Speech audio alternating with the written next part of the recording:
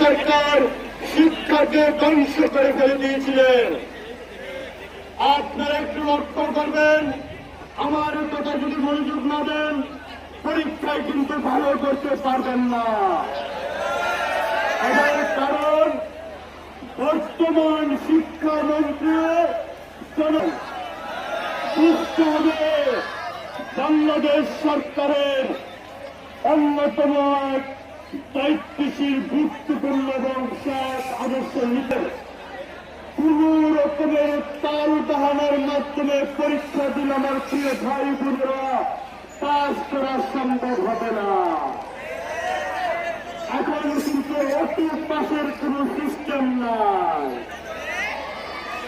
অতএব স্বৈরাচার বিগত সরকারের শিক্ষামন্ত্রীর শিক্ষানীতি বর্তমানে নেই। বর্তমানে জনাব তারেক রহমানের সরকারের শিক্ষা নিজে ফুল করলে ফুল সময় উপস্থিত হয়ে যাবে, আপনারা কোনো পেরে পাবেন না। অতএব আপনাদের আজকের বক্তব্য দেবেন, আপনার সরকারের বক্তব্য দেবেন, আমার প্রান্তীয় ভাই বোনদেরকে ছেড়ে দিতে হবে।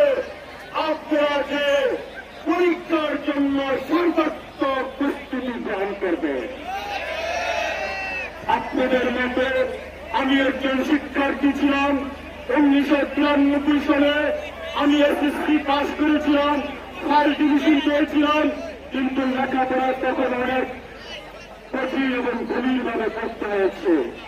কিন্তু বিগত 17 বছর সেই হাসিনা এই শিক্ষাকে ধ্বংস করে তার প্রমাণ ইতিমধ্যে 16-17 জন উপসচিব বর্তমান সরকারের চাকরি করে হাসিনার আমলে নিয়োগ, তারা ইংরেজিতে কথা বলতে পারে না।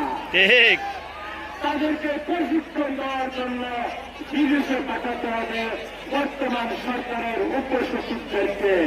অর্থাৎ ঘোষ দুর্নীতি দলীয়করণের মাধ্যমে তাদেরকে নিয়োগ দিয়েছে। তাদেরকে একটি আশ্বস্ত করতে চাই, কারাকিপুর মহানগর বিএনপির সভাপতি এবং সাধারণ সম্পাদক মন্ত্রী একজন প্রশাসক ওনাদের মাধ্যমে আপনি সার্টিফিকেট আনতে পারেন। অবশ্যই আমরা আপনাদেরকে ডাকা তারা বিএনপি সার্বিক সহযোগিতা করে সরকারি চাকরি যেন আপনারা পান, সেই কাজটি আমরা ইনশাল্লাহ সরকারের কাছে আহ্বান জানাবো।